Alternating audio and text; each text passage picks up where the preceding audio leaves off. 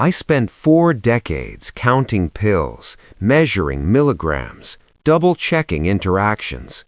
I learned early that precision saves lives. One decimal misplaced, one warning ignored, and something meant to heal can become lethal. That mindset built my career. It built my reputation. It built the 3 independent pharmacies I owned across southern Ontario, places where people trusted me with their most private fears. But I never imagined I'd need that same clinical precision to survive my own family. My name is Daniel Park. I'm 61 years old, and this is the story of how I learned that sometimes the only cure is withdrawal. I met my wife, Elaine, when I was 27. I was exhausted, fresh out of pharmacy school, juggling locum shifts and 16-hour days just to stay afloat. She was a registered nurse at the hospital where I did clinical rotations, smart, warm, respected by her peers. She had a calming presence that patients leaned into. We married within a year. At the time, it felt right, safe, like the beginning of something solid. Our daughter, Olivia, was born 2 years later. Our son, Marcus, followed 3 years after that. For more than 30 years, I believed I had done everything right. We lived in a comfortable home in Burlington. The pharmacies grew steadily, enough that Elaine retired early. Olivia married Ryan, a real estate agent with expensive suits and an even more expensive smile. Marcus enrolled in a graduate business program and talked endlessly about future ventures. I paid for everything. Both weddings, the down payment on Olivia and Ryan's home, Marcus's tuition, rent, and living expenses. When Ryan wanted to launch his own brokerage, I co-signed a $180,000 loan. When Olivia decided to reinvent herself as a lifestyle content creator, I funded the equipment, the branding courses, the months where she earned nothing. Elaine encouraged it all. There are children, Daniel. This is what parents do. You work hard. What's the point if you don't help them? I ignored the warning signs. Olivia only called when she needed something. Ryan's business never seemed to generate income, yet he always had a new watch. Marcus kept adding semesters, certifications, delays, always almost finished.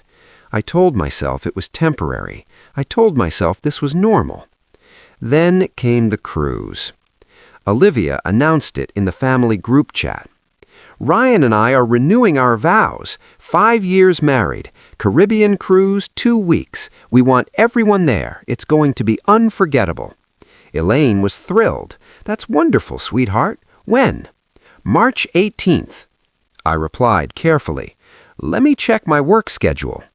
Olivia's response was immediate. Dad, obviously you're paying. It's around $22,000 for everyone, but you can afford it. I stared at the screen. The assumption hit harder than the number. I called her. Olivia, that's a lot of money on short notice, and March is our busiest season. I can't leave the pharmacies for 2 weeks. Her tone sharpened. You're always hiding behind work. This is important to us. Just hire someone.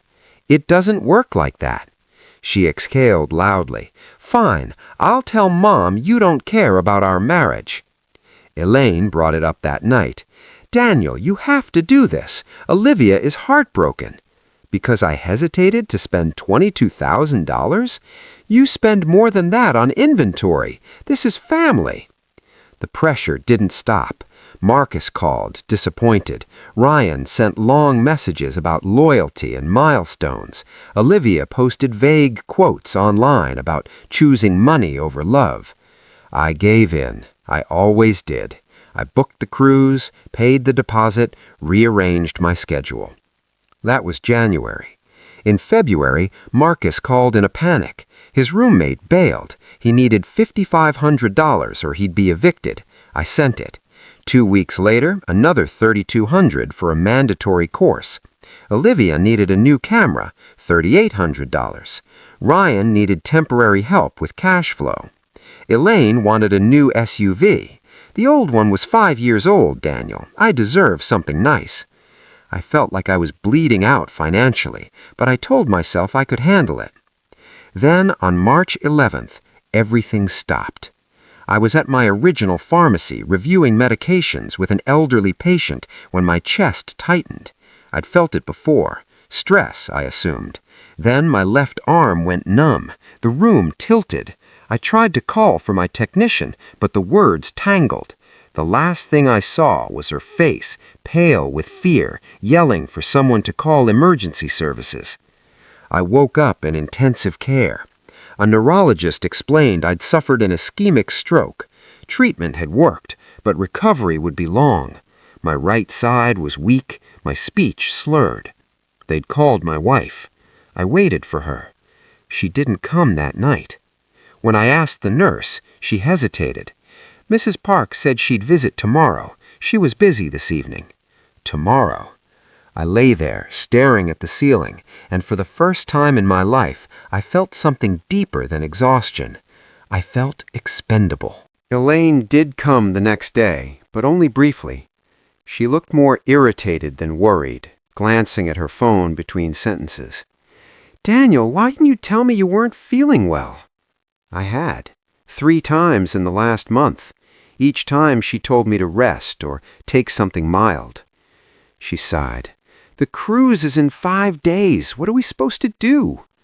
I stared at her, trying to process the words. "I've had a stroke." "I know, but the doctor said you're stable. You're talking, you recognize me. You'll be fine. Maria can handle the pharmacy, right? You always say she's capable." Elaine lowered her voice. "The cruise is non-refundable. Olivia would be devastated if we canceled. This is her moment." I didn't respond. I couldn't. She checked her phone again. "I should go. We're finalizing outfits. I'll come back tomorrow." She didn't. Nor the next day.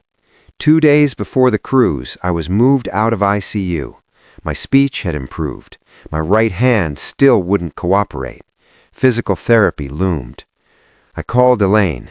Music and laughter spilled through the phone. "Hold on, it's loud here. Okay, what is it?" "Where are you?" "At Olivia's, packing. Everyone's excited." "You're still going?" "Of course we are. We paid for it." "Daniel, you're being selfish. This isn't about you. You're getting excellent care."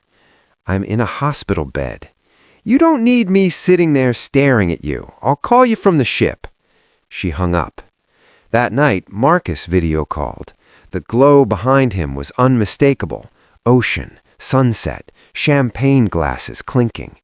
"Hey, Dad. Sorry about the stroke thing. Mom says you're stable, so that's good. Just wanted to say thanks for the cruise. This ship is insane." I swallowed. "Marcus, I'm still in the hospital." "Yeah, but you're okay, right?"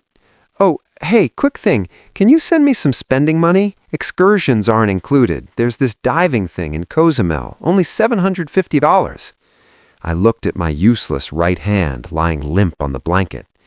"You want money while I'm recovering from a stroke?" "I mean, if it's a problem, forget it. I just figured since you're lying there, it'd be easy to transfer." I ended the call. For 3 days, no one from my family visited. Maria came with flowers. My accountant stopped by with paperwork. 2 long-time customers visited, embarrassed, kind, genuinely concerned. My family posted photos. Elaine at the captain's dinner. Olivia and Ryan renewing vows under a burning sunset. Marcus parasailing, arms wide, alive with joy. The neurologist came in on day 4. "Your recovery is promising, Daniel, but I need to ask, will someone be helping you after discharge?" I hesitated. "Your family hasn't been here. They're on a cruise." Silence filled the room. A cruise? It was non-refundable. The looks they exchanged said everything. That night, clarity settled over me. Cold, precise. The same clarity I'd felt in my career when a medication was harming more than helping. Sometimes you stop the drug, even if the patient resists. I called my lawyer from the hospital bed. Michael had handled my affairs for over 20 years. "Daniel, I heard about the stroke. Are you okay?" "I am, and I need your help, quietly." Over the next week, while my family sailed the Caribbean, I dismantled the system that had drained me. A new holding company was created, assets transferred, access restricted. Every credit card canceled, new numbers issued, joint accounts frozen. I hired a forensic accountant and a private investigator. I need everything. 5 years back, no assumptions. The investigator, a former detective named Karen, called me 3 days later. "You should sit down. Ryan's brokerage was fake. No clients, no transactions. The loan you co-signed, withdrawn in cash, casinos, online betting. Marcus hadn't been enrolled in school for 2 years. Tuition payments went straight to debt and nightlife. Olivia had 4,000 followers. Most were bots, no sponsors. The camera you bought sold online 2 weeks later. And Elaine. She had a separate account. She'd been diverting funds quietly for years, nearly $320,000. But there was more. She'd been consulting a divorce attorney for 6 months, planning to file after the cruise. Emails describing you as controlling, emotionally distant, financially abusive. I felt nothing. No rage, no heartbreak. Only certainty. They thought I was the problem. They thought I was an ATM who had malfunctioned. I was discharged before they returned. I didn't go home. I checked into a private recovery residence. Nurses, therapy, silence. Elaine called when they landed. "Daniel, we're back. Are you still hospitalized?" "No." "Good. We'll come get you." "We need to talk." "Of course. I have so much to tell you." "I want a divorce." Silence. "You're not thinking clearly. The stroke." My neurologist disagrees. "This is insane. Because of a vacation?" "Because you chose a vacation over my life. Check your credit cards." I hung up. Within an hour, the messages flooded in. Cards denied, accounts frozen, panic. I didn't answer. Instead, Michael sent a single email on my behalf. And that's where everything truly ended. The email went out at 8 that evening. He was brief, clinical, unemotional. "Effective immediately, all financial support has ended. Credit cards are canceled. Access to joint accounts has been revoked. The line of credit has been closed. This is not retaliation. This is a boundary." I outlined the facts. My stroke, 9 days in the hospital, 1 short visit from Elaine, no visits from Olivia or Marcus, their choice to attend a luxury cruise instead. I told them I was done funding adults who could not show basic human decency. Elaine would be served divorce papers the next morning. Her secret account and premeditated filing were documented. Olivia and Ryan would be held responsible for the loan I had co-signed. Marcus's tuition payments were over. "Do not contact me. Any communication will go through my lawyer." I signed it simply. Daniel. 30 minutes later, security called my room. "There are 4 people in the lobby demanding to see you. They say they're family." "They're not. Please ask them to leave." "Sir, they're causing a disturbance." "Then call the police." I heard Elaine's voice in the background, sharp, accusatory. Olivia crying, Ryan arguing. Security escorted them out. They waited in the parking lot until police moved them along. The messages escalated. Elaine accused me of elder abuse, of mental instability from the stroke. Olivia said she was pregnant. She needed support. How could I abandon my future grandchild? That one almost cracked me. Almost. Then I remembered she had known she was pregnant on the cruise. She had posted about it. A glass raised, a caption about new beginnings, no hospital visit. Ryan threatened to sue me for ruining his reputation. My lawyer replied that discovery would be fascinating. Marcus didn't write. He showed up at my pharmacy instead. Maria called me, shaken. He was demanding money, causing a scene. Customers were leaving. "Call the police," I told her. "Don't say he's my son." Marcus was arrested for disorderly conduct. He spent the night in jail. Elaine used her hidden savings to bail him out. The divorce proceedings were brutal. Elaine's lawyer tried to paint me as controlling, emotionally abusive, cognitively impaired. My lawyer presented evidence, the hidden account, the planned filing, the abandonment during a medical emergency. The judge listened quietly. She was in her 60s. She looked tired and unimpressed. "Mrs. Park, you left your husband alone after a stroke to attend a luxury vacation, and you now claim victimhood." Elaine tried to argue about non-refundable deposits.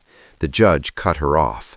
"Deposits cost less than a human life should have been worth to you." Divorce granted. Assets remain with Mr. Park.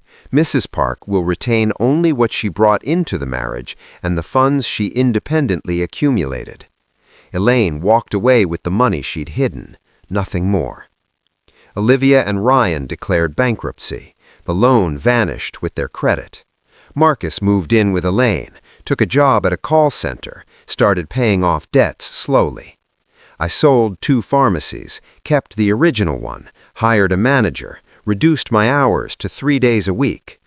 I bought a modest condo in Vancouver, mountains outside my window, no history in the walls, no expectations. I started dating again. Coffee, walks, conversations with women who paid their own bills and didn't ask what I could provide. At a pharmacy conference, I met Hannah. She owned a small store on Vancouver Island, divorced, independent, calm. We talked shop, then books, then life. She invited me sailing. I was terrified, and I loved it. Months later, Olivia gave birth to a daughter. Elaine sent photos, a note. "Your granddaughter will never know you." That hurt more than I expected. Then, last week, an email arrived. It was from Olivia. She apologized, without excuses, without requests. She said motherhood had changed her, that she finally understood sacrifice, that she was working retail, that she and Ryan were separated. She wasn't asking for money, just forgiveness someday.